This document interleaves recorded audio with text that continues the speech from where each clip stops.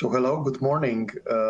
We wanted to welcome all of you on our joint webinar hosted today by Antavo and PwC, during which we would like to cover all of the topics related to the upcoming changes and the new roles, which are the loyalty platforms and customer engagement platforms are going to play in the role of modern retail.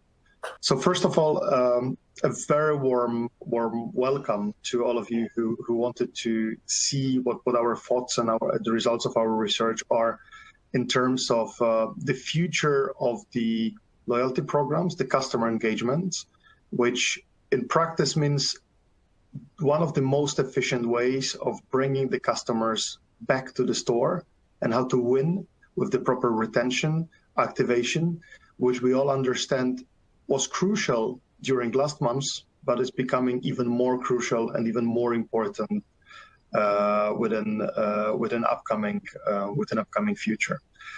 All right, and I believe the most important part here would be to let you know who of us would be speaking and what kind of content would be presenting. So I'll be moving to the next slide with our portfolio. Myself, my name is Maciej Kroenke. I'm a partner at PwC.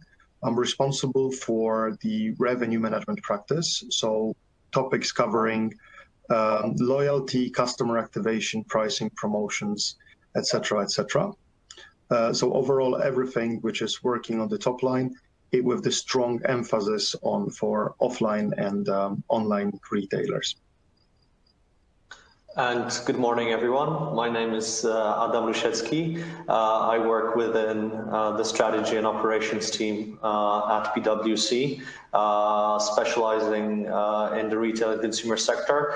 And my area of expertise and specialty is everything that is associated with designing retail formats, so how we should be optimizing our stores and what are the types of innovations that we want to introduce into the stores, and how we want to overlay the physical retail space with the digital. Hi, and I'm Jörn Rögler. I work as the VP of Strategy and Insight at Antavo. I've got 20 years background in loyalty and retention marketing, both from a consulting side, but also working at businesses responsible for customer loyalty. At Antavo, I'm working as the VP of Strategy, which means I look into the market trends, but also loyalty data from our own programs to understand what will be winning strategies for loyalty program design. Antavo is a leading loyalty software as a service platform. We're servicing more than 50 clients globally, mainly in retail. And we also have some product offerings related about delivering the customer experience on the front end. So loyalty experience kiosk for in-store, and some mobile wallet and app solutions. So basing on the whole composition of the people presenting today, what we would like to achieve is the nice combination of all of the customer activation and loyalization platforms, starting from strategy for design, tactics, down to the technological angle of the solution, simply because we believe it's extremely important to cover the process end to end, because that's the most effective way to make the reality happen.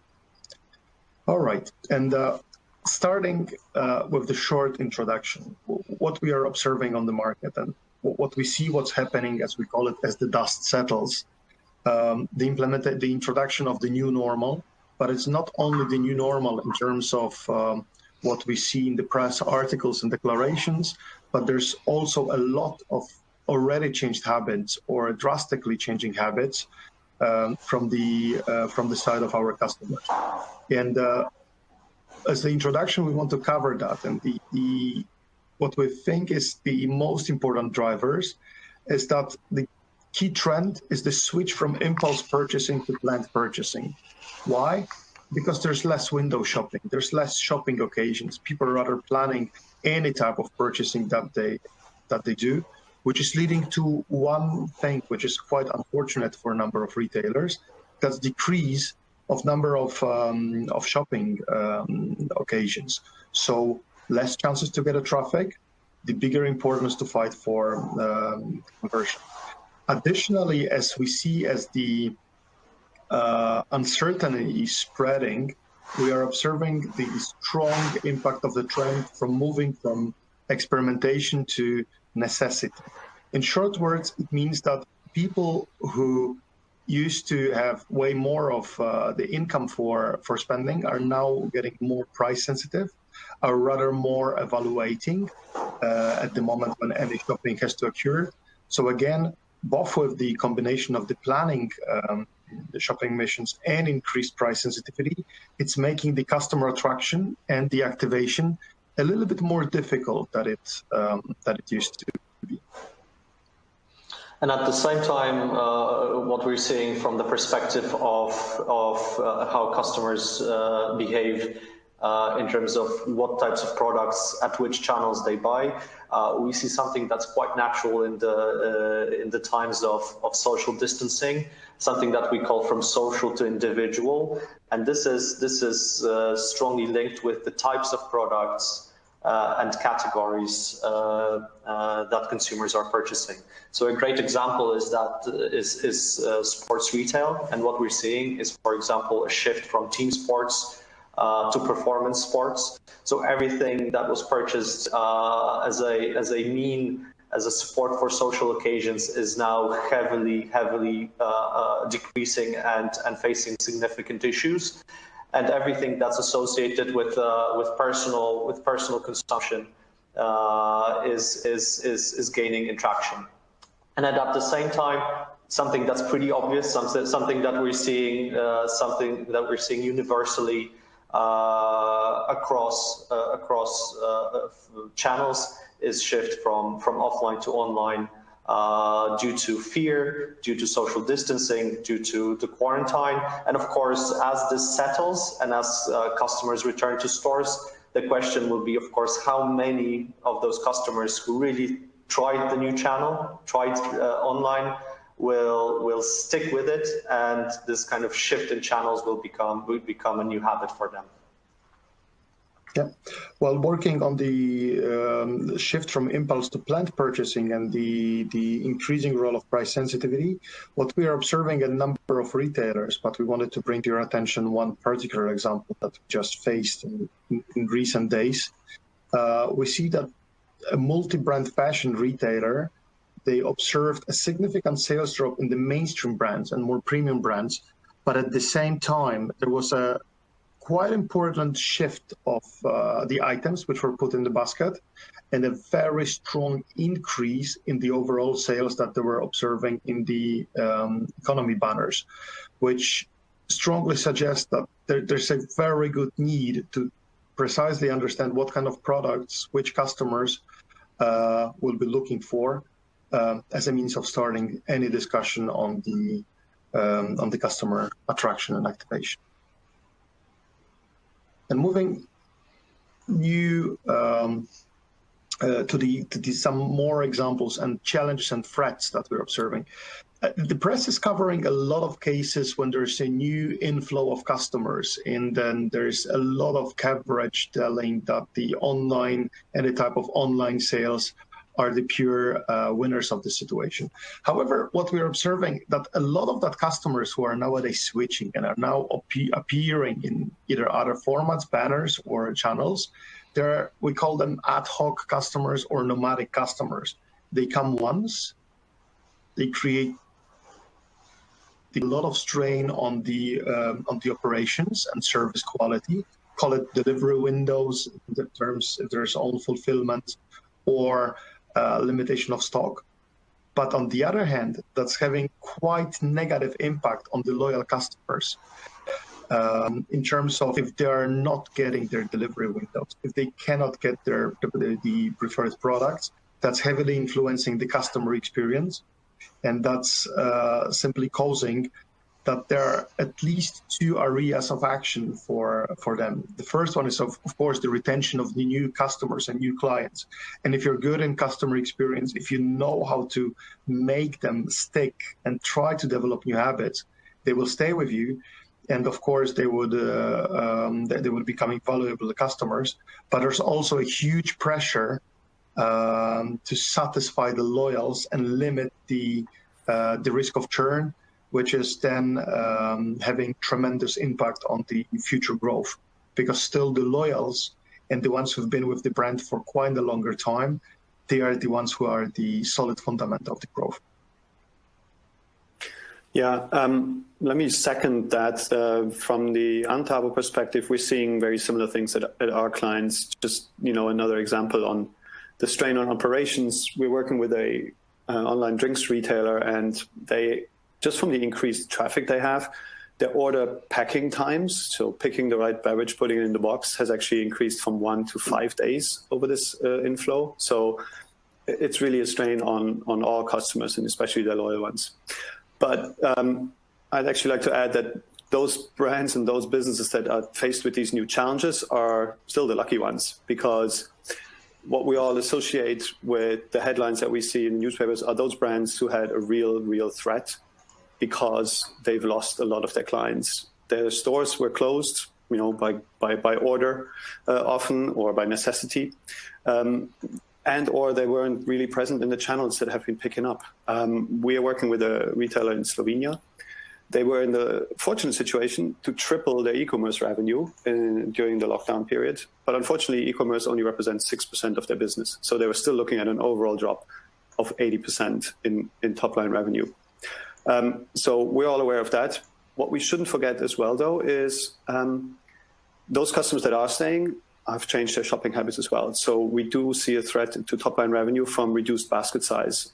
As Maciek said before, a shift from premium brands to more economy brands is playing a part in that, a shift to necessity purchases. So what's really important now for these customers, for these brands, is to bring people back into the store. Because those ad hoc nomadic clients popping up in some retailers are the old and previous customers of those retailers who had to shut down their channels. So they need to make sure that they bring these customers back before they stick somewhere else. So it's all about bringing customers, and it's all about driving the top line first and foremost here.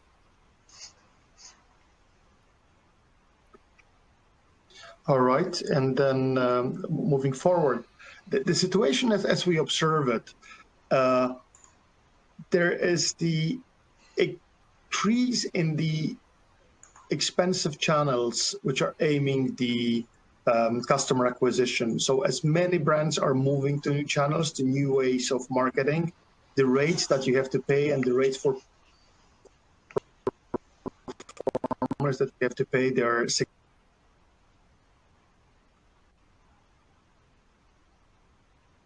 of the ITL media. What we also observe is that the number of they are increasing their promotional strategies and increasing their promotional policies. Why? Because for years they've been like a drug. They worked the way that we invest a little bit.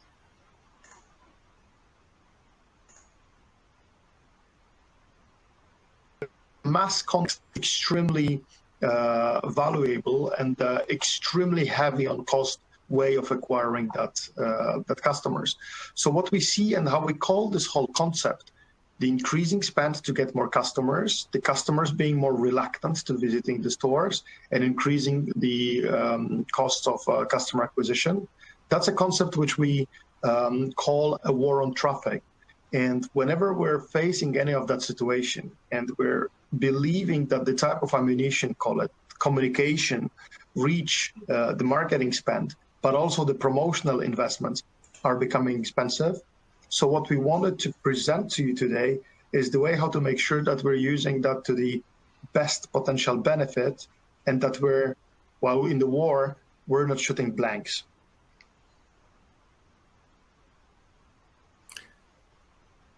Yes, and yeah,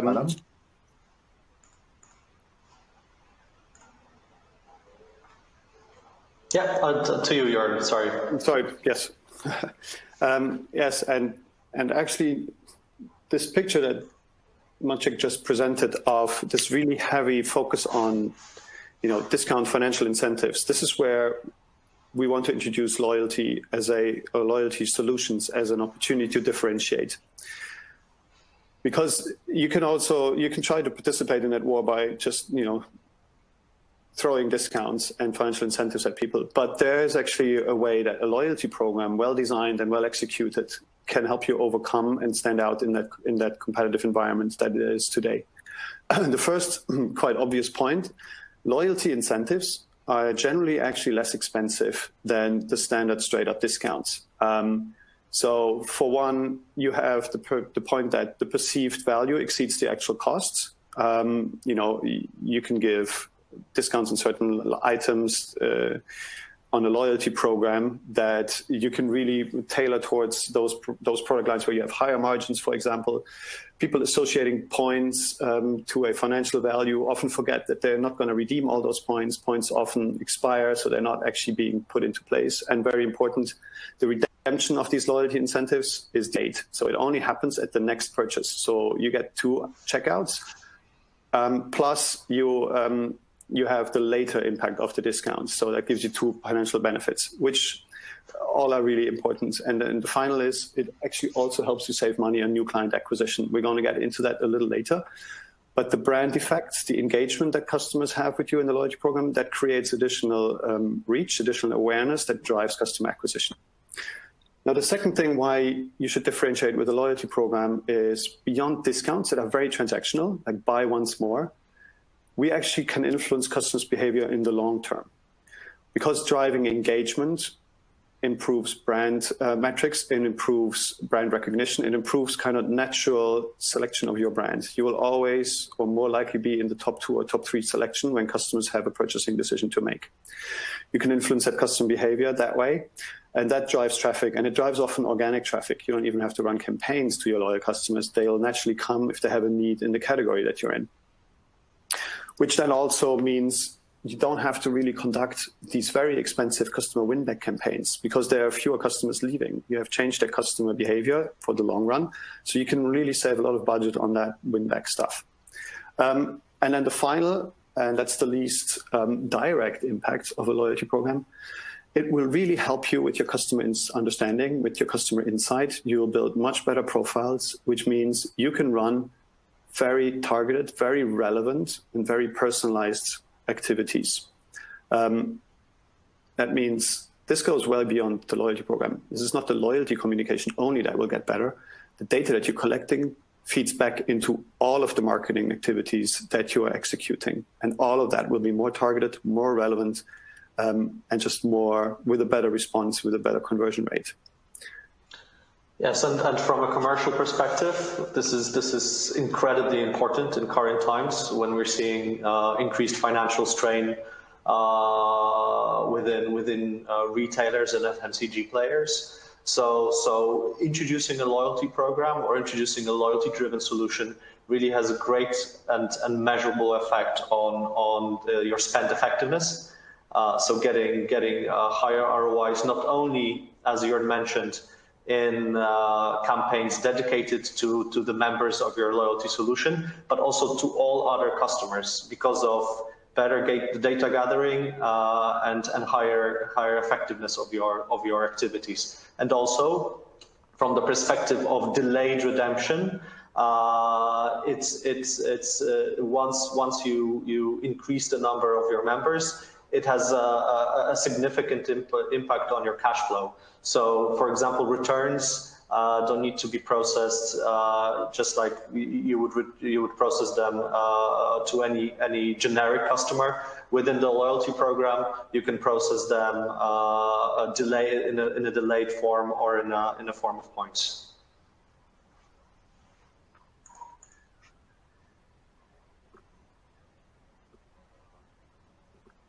Yes, so moving forward with that, what we wanted to spend some time with you today, and what we believe is crucial, is to understand how to activate and how to use the loyalty ecosystem to really attract, activate, and engage the customers.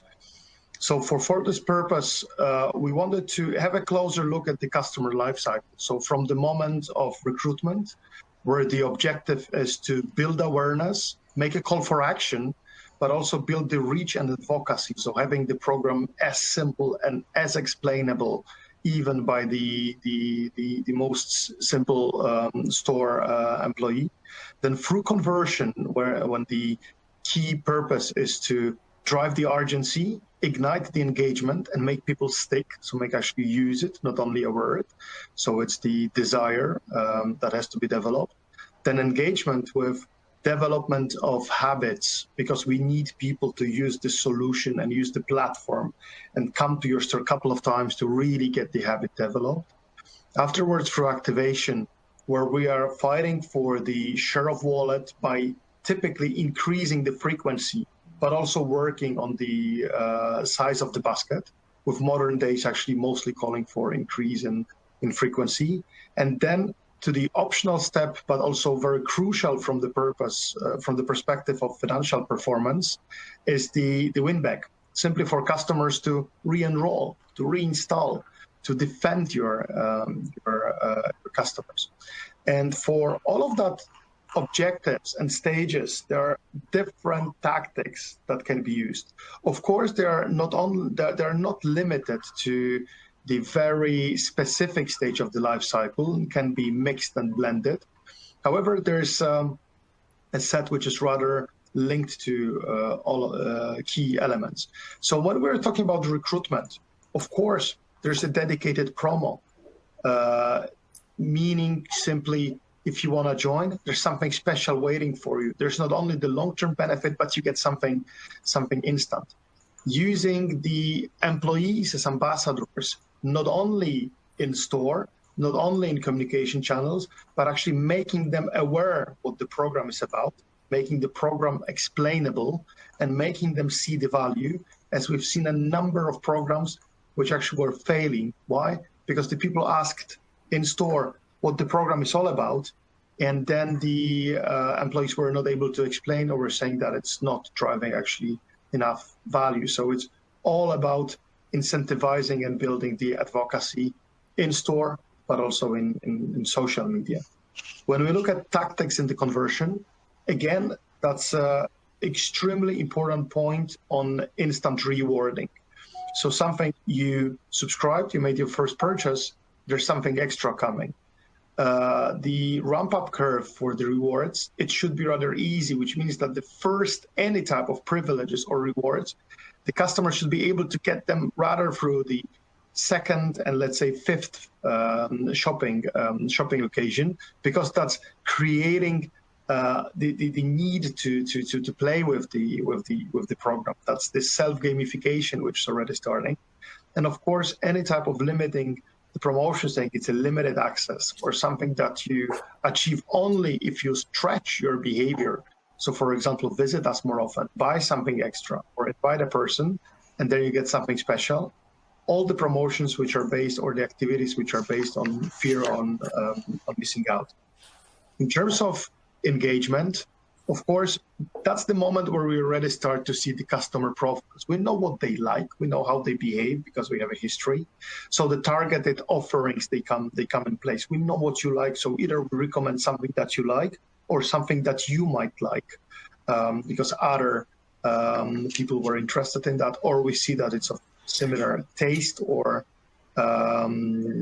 organizational habit. Self-gamification. So introduction of competition, this works like charm typically. Saying customers, making little bets. I bet that you cannot come to us more often. We were working with that type of things while working with the quick service restaurants. And the challenge is saying, let's make a bet. You're visiting us 3 times per week. Can you visit 4 times per week?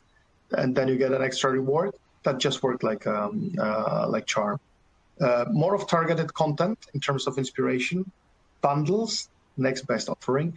But overall, what is also becoming crucial for the stage of engagement is all of the measures which are related to customer experience. So no queuing, a little bit better service, some extra in terms of how you're treated, and fun factors. If you look at the most successful programs, what they deliver is fun. It's a little bit games. It's a little bit features. It's a little bit of things which are actually making the customer smile. Quite a good case study is short games in the app, QSR, where you are waiting for your order to be prepared. The key stage of activation when we work on the share of wallet, again, that's a personalization, but it has to be a little bit deeper. In terms, we know your habits that well. So let's say if you're a grocer, we know that you're buying butter every 2 weeks, and it's been already 3 weeks that you didn't buy it. So why won't you remind you of that? Any type of accessories, any type of changing seasons, any type of novelties. So anything that is linked to very good understanding, but also in the inspiration and guidance. So what we see at this moment, especially when the window shopping is heavily limited, and the number of points where, contact points where people are getting the inspiration, the targeted inspiration, guidance, any type of support, frequently linked with social sharing, that's one of the core things which are actually driving the traffic. Why? Because we give them a reason, because we justify, because we inspire and tell them, yes, that's the thing that you would be actually needing. In terms of win-back, the typical most functional areas of work, of course, the communication of port expiry. Use your points, use your privilege, because if you don't do something that would expire, you would lose it and it's not worth it. Offering additional benefits if we see somebody who's been highly valuable.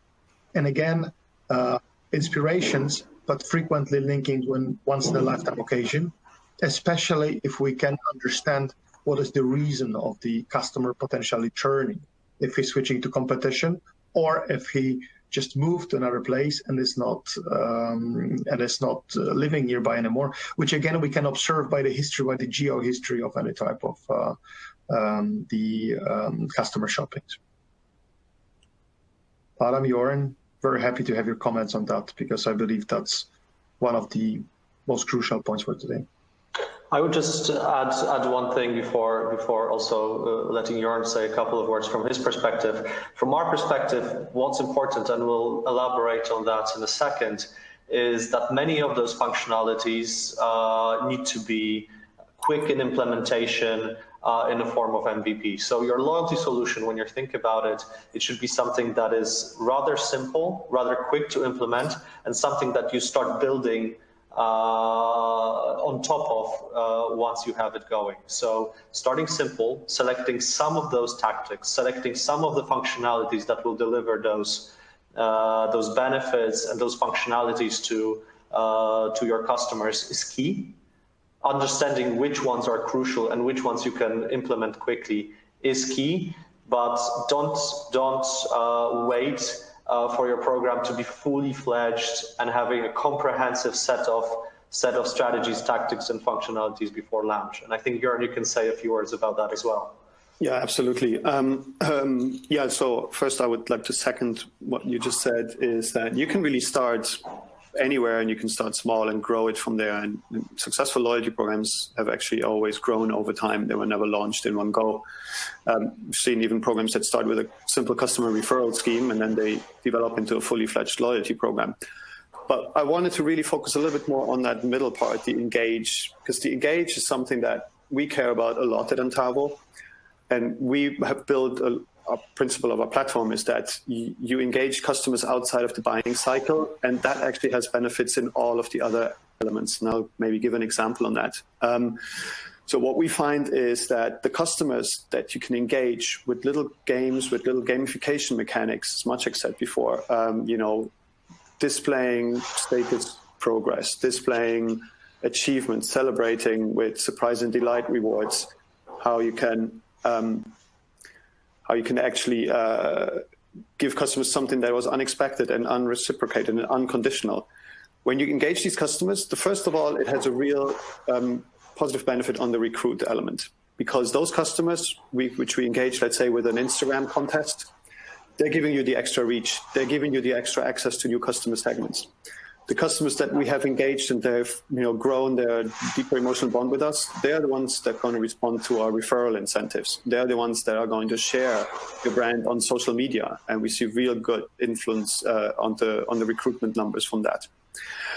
And also when customers come into that recruitment funnel via curated content, via customer recommendations, they naturally already show a much better conversion perspective. So those customers are converting to customers at a much higher rate, and so the cost of acquisition is a lot lower. And then finally, those customers that are engaged are also easier to activate. So when you then deliver, let's say, bundle incentives to encourage cross-selling into new categories, when you give them incentives to try out new services, when you give them incentives to actually consume your content, the inspiration and guidance that we had in there, those customers are going to respond much stronger. And that actually then, again, leaves you to not have to do all that win-back activity that you have to do. So for us, the engage is really, really crucial. Good. So I'll take this into a slightly different dimension now, a slightly different area, which is talk about technology a little bit. And obviously, we at Antavo are a technology, but I don't want to go into deep technology topics today. What I wanted to focus on are really three messages. The first one is to make your loyalty program successful, your loyalty initiative successful. It's really important that you focus on that technology that drives the customer experience. So build onto a real good, insightful, solid, reliable foundation of unified data where you can build your single customer view.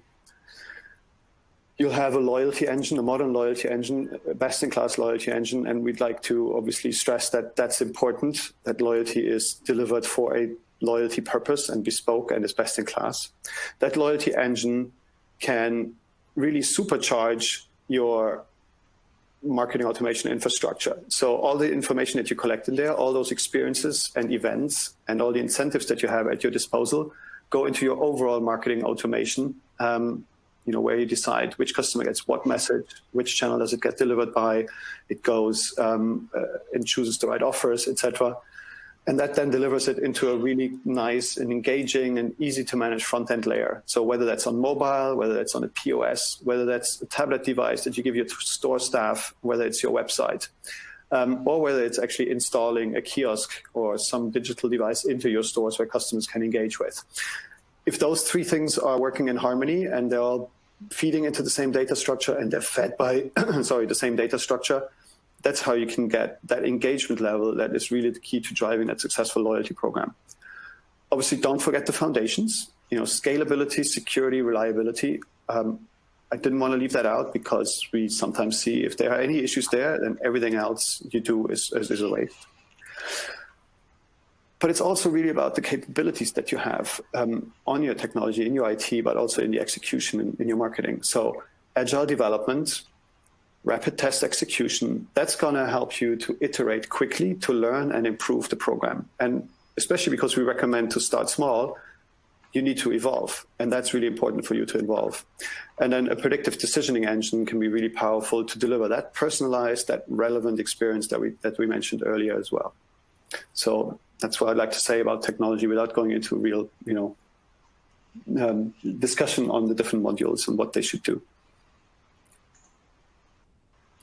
Yes, and coming back to I would say the front-end perspective and the commercial perspective, what's really, really important and something that we really want to stress today when talking to you is this big shift that is, on the one hand, driven by the strategies and tactics that we have presented before, and the underlying advancements in technologies that supercharge loyalty solutions, is that this allows for I would say, quite a significant shift in how we understand loyalty programs and the role a loyalty program plays within a retailer's strategy.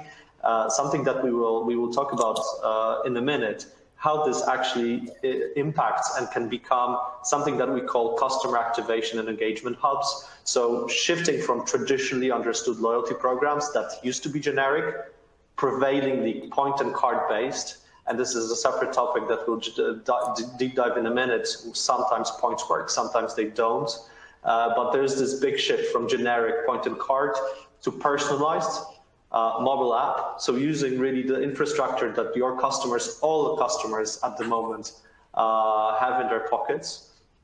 Shift from limited functionalities with fairly complicated redemption rules. So historically, we've seen players implementing loyalty programs with complicated, very difficult redemption rules in order not to give rewards, in order to postpone the rewarding maximally. But we see that this is really not working for a majority of retailers.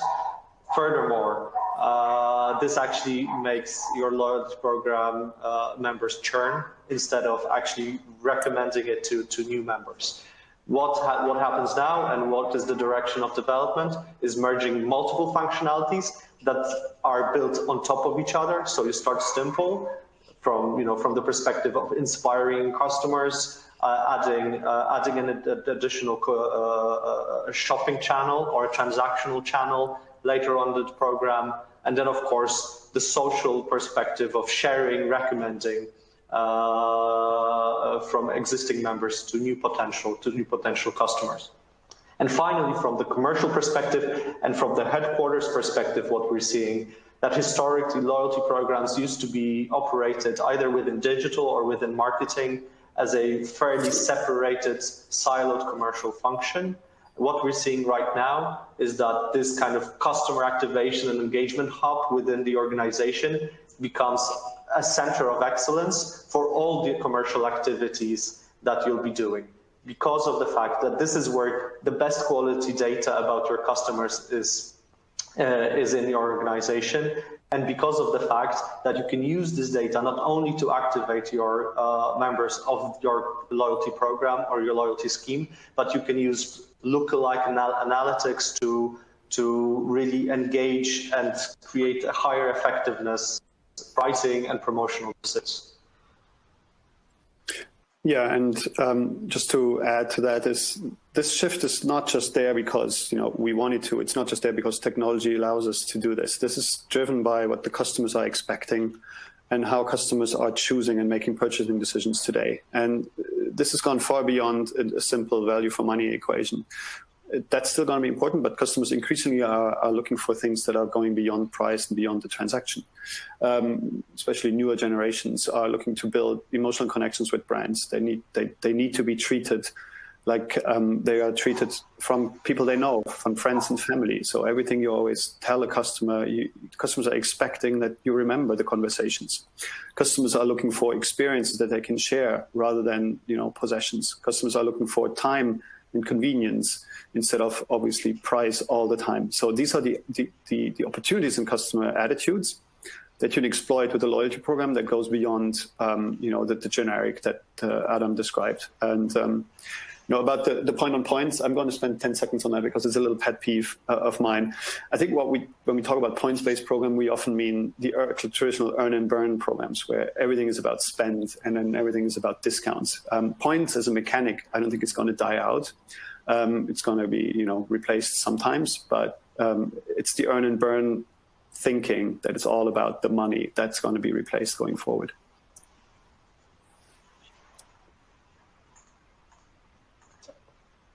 Yes, and when we think about this new approach to where loyalty program or where your customer activation and engagement hub, as we like to call it, lies within your commercial strategy and how it impacts all the remaining levers that you have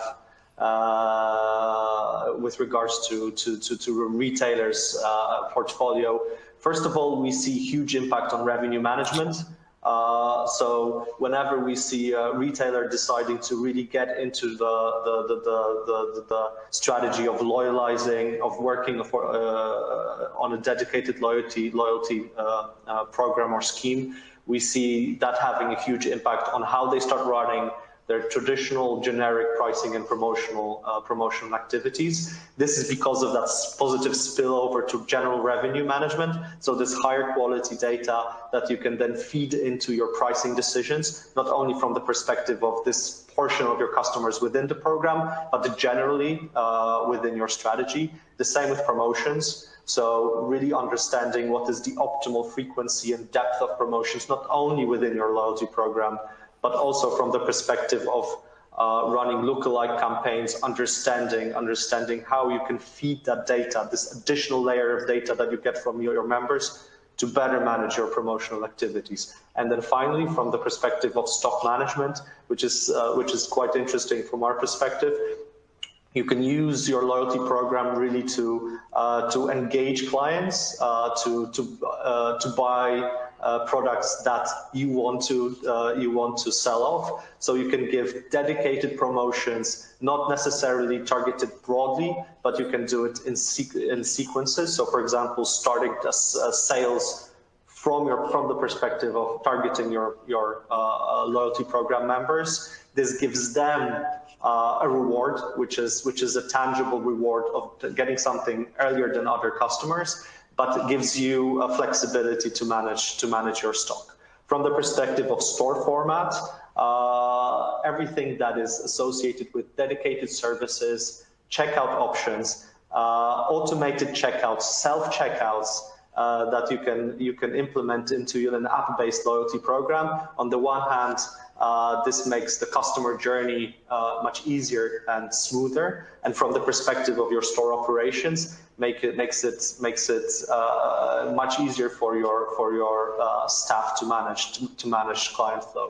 And then we see that increasingly happening across retail, in-store merchandising options, dedicated shelves, dedicated inspiration, way of really building your shelves to really target and link this merchandising to campaigns that you're running within your loyalty program. So again, linking the physical in your store with what is in the app and what is in the digital, this makes, again, I would say, engagement much higher from the perspective of members, but makes recruitment much easier because it activates your other customers to really get interested from the perspective of what they're seeing in the stores.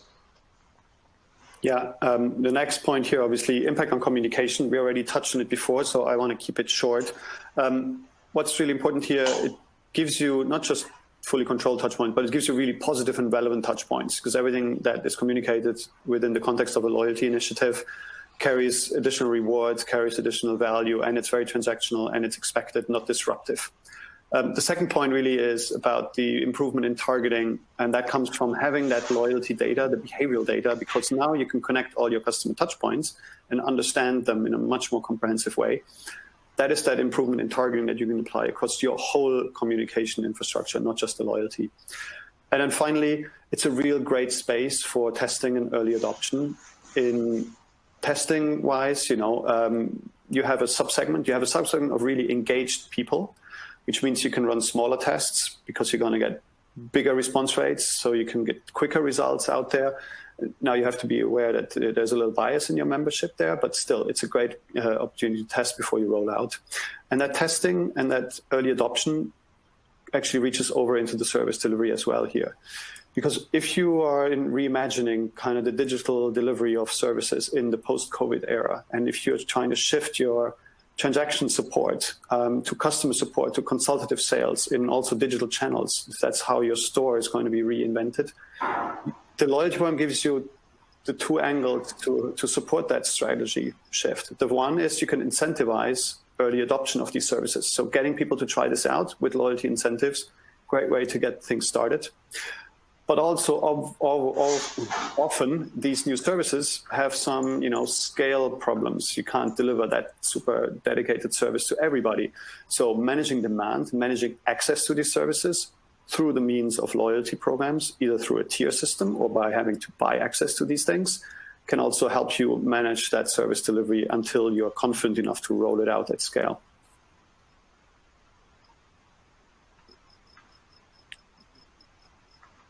All right. So now moving to the very practical part. What we wanted to highlight, there's a set of extremely important measures which actually define whether the program is meant to be successful or will it be challenged by the market. And let us go with some practical examples one by one. There's a couple of that rules. And the first point is care of awareness. It might sound obvious. However, in reality, we frequently face this challenge.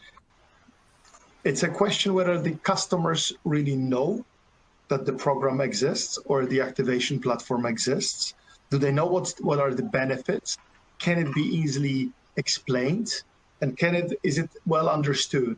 And we've seen a number of programs which were very nicely designed in terms of design, in terms of the mechanics, but there was just not enough work in terms of awareness, which was building the recruitment of products, which is also then leading to specifics, anomalies when you're analyzing the data. To give you one example, we worked with a retailer that the cash personnel was not able to explain what the program is for and what are the benefits.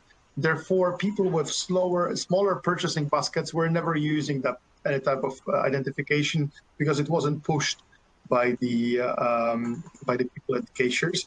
Then, as a result, the company was sure that the people using the loyalty platform are having way higher transactions than everybody else, and was investing more and more and more.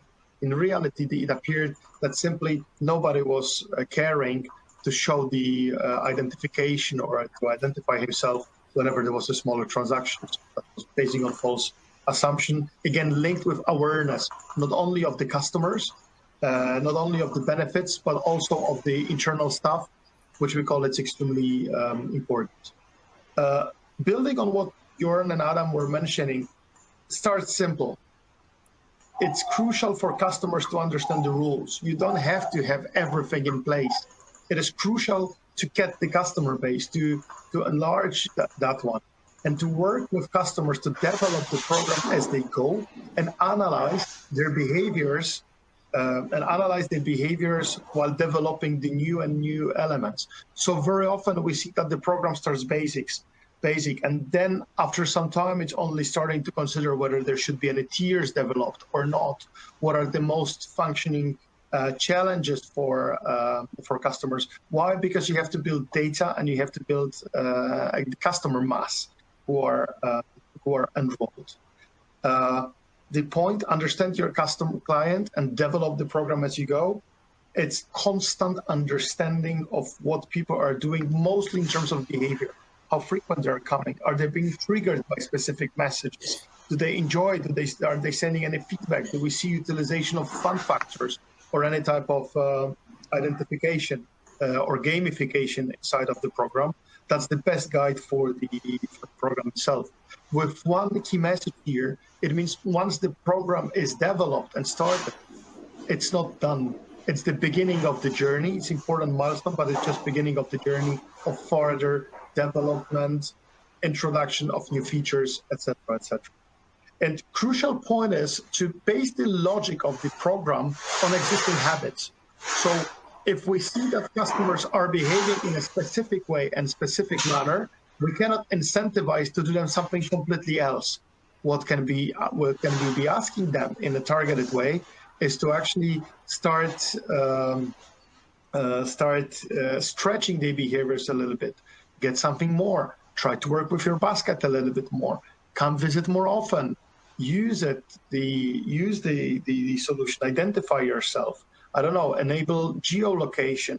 Start sharing something on social media. So as we are building the habits, we have to also develop them as they go, a little step by step. All right.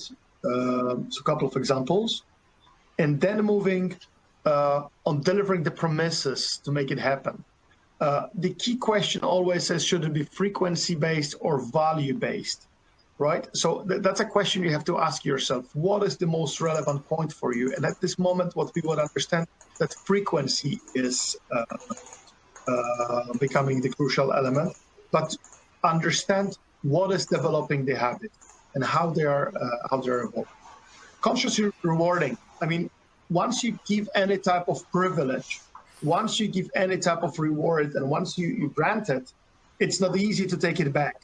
So we've seen a number of programs which were building their tiering or type of rewards that they were offering based on discounts, -3%, -5%, -7%, depending on the tier. But that's a vicious cycle, and that's a honey trap, because people start to enjoy it, but in the end they always take that discount for granted, and they just simply discount everything. It's not influencing their behavior. It's just saving money in their pockets. And we've seen a number of that activities, for example, in Russia, where a major part of the programs are solely based on the discounting.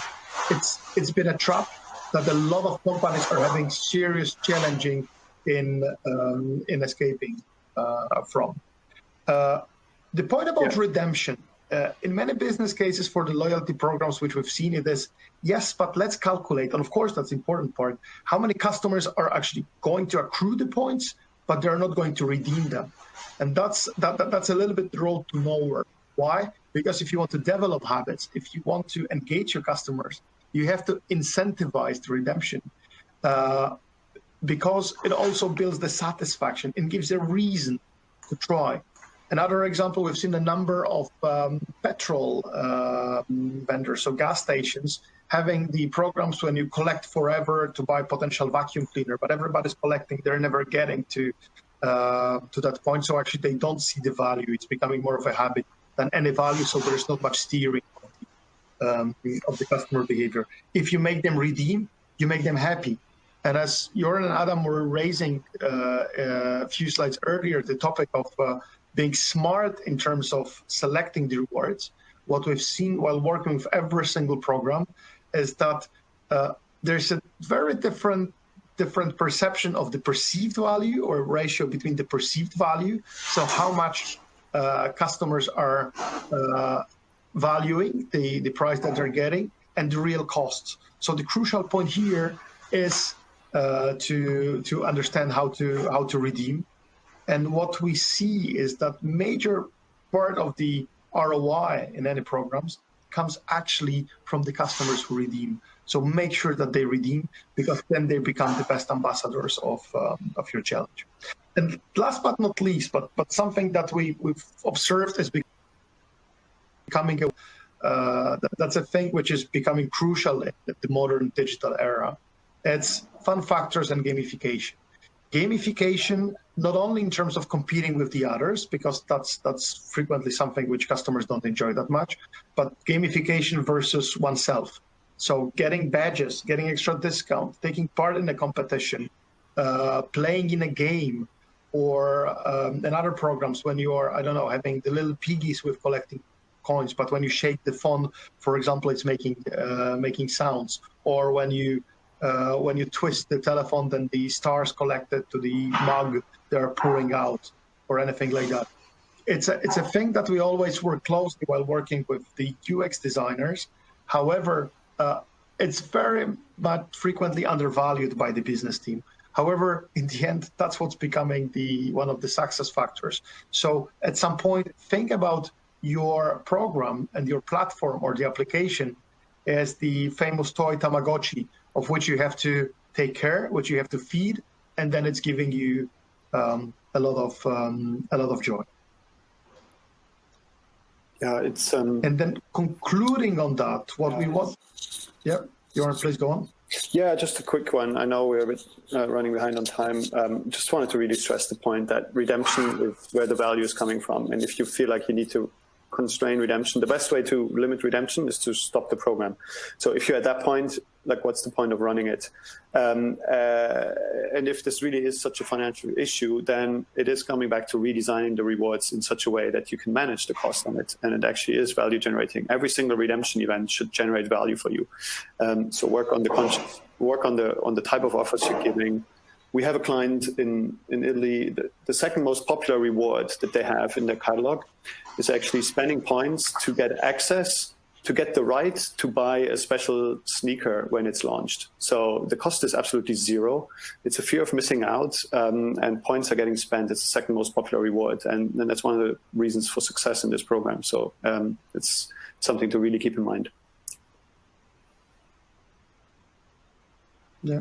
A couple of other examples. You would be surprised how many people prefer, while buying hamburger, the extra jalapeno than actually eat the extra sandwich, because that's something that they like, and the cost is like 15 times different. Any access to exclusivity, any access to pre-bookings or anything like that is becoming crucial. one of the great examples we've seen, again, coming from the restaurant industry. If you were participating, there was a lot of customers who were gamers. So in the online games like World of Tanks, etc., you would be able to get a custom-made skin for your tank. So something fully virtual, however, extremely valued by the customers. So again, think like Tamagotchi, like a mobile game monetizing customers. And to conclude a little bit here, why we believe the time to act is now, or the time to act was actually yesterday. The customers are extremely open to apps, to loyalty programs, to any type of digital contact and interaction with the brand. It's the COVID is sending a change signal, as we call it, in terms of direct interactions of brands, but also direct interactions of retailers without the need actually of moving from the comfort of mobile or computer. There is a huge acceptance of direct communication channels, and it has increased basing on the formula that it's something which is suiting my needs and that it's getting personalized. And then the personalization activations are related, as we described, to the life cycle of the customers, and they're crucial in the way of winning in the war on traffic. We have to start with getting back the customers which were gone, so the win-back strategies, re-enroll them, re-engage them, try to get as many as potential of the customers which we gained during that time. So every single stage of the lifetime should be affected. And last but not least, technology is here and it's ready to enable the transformation. So there are already mature and developed solutions making it rather easy for retailers to come up with this type of solution. Therefore, we see the increasing number of companies considering the activity in that area, or what is becoming also very frequent, redesigning the offerings that they have, so making the programs more appealing and actually working with the customers. What we've seen that the companies who decide not to work with the area of personalization, getting closer with the customers and using the loyalty platforms, there's the simple risk of knowing less about the customers and losing the set of valuable insights, which are crucial in rapidly evolving environment. It's crucial to understand who's doing what and why, and how we can react, what is working for that customer to win them back and make them shop with us again. There's a bigger reliance on the less effective sales channels, so still higher utilization of ATL, mass actions, TV, costly, and frequently effective in number of markets. But then again, huge shifts, and the more and more of the age groups of the customers are not using that communication channels. Plus, there's the lower effectiveness of the mass-oriented commercial levers. We understand that we're just about the time, but if there's any more questions, we have some more. We'll probably try to answer one or two. For the other ones, we would be trying to get back for you. But if you'd like to have questions asked, we strongly encourage to interact.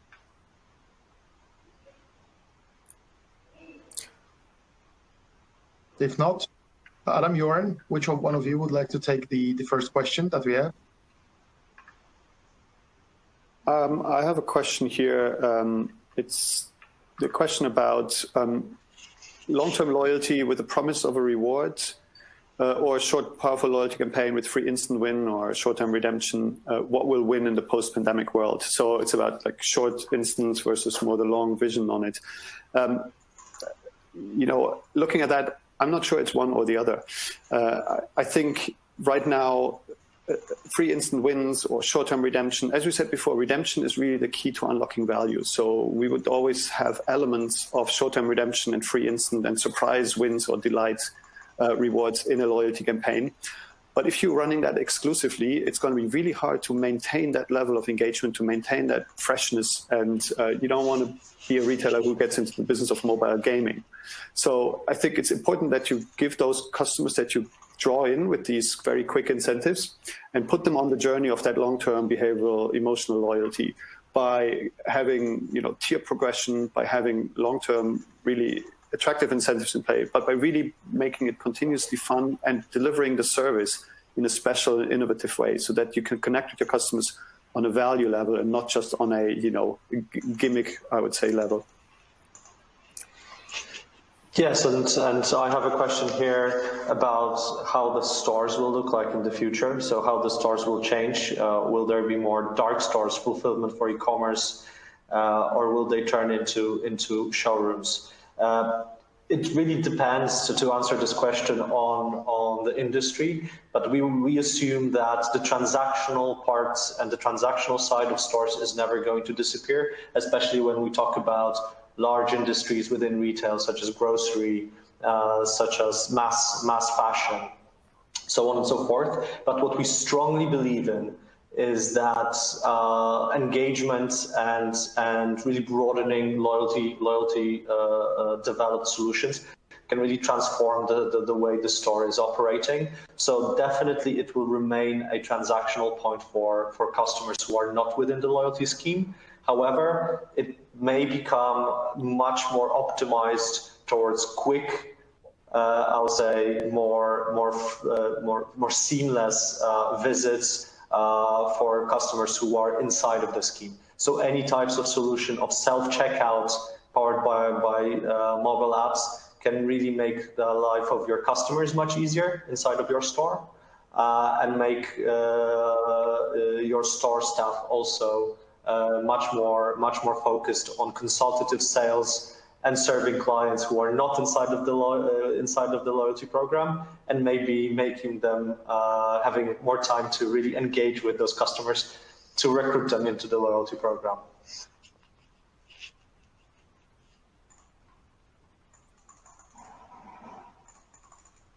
Yes, thanks for that, Jörn and Adam. So what we would say, because we understand that we started a few minutes later, so what we would say with the other remaining questions, we'll be trying to get back to you directly with the answers. So from our perspective, I wanted to thank you very much for this joint meeting for an hour spent together. I hope it's been inspirational, and even if you're thinking about the starting of a loyalty program or you already have one, it's a moment of reflection to ask oneself a couple of questions. How am I ranking my solution and the thing we're offering against the practices that we were trying to present?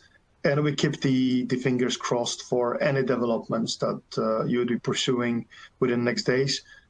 Because we truly believe that actually the loyalty programs are becoming one of the core solutions for the post-COVID era, for bigger and better interaction with the customer, and simply winning on the phenomenon which we call the war on traffic. So if there's any questions, doubts, or requests coming, we'll be very happy to also share the material. Please contact any of us listed here, and we'll try to do our best then. Yes, thank you very much for your time. I hope it was interesting, and you have a great day. Thank you very much. Thank you.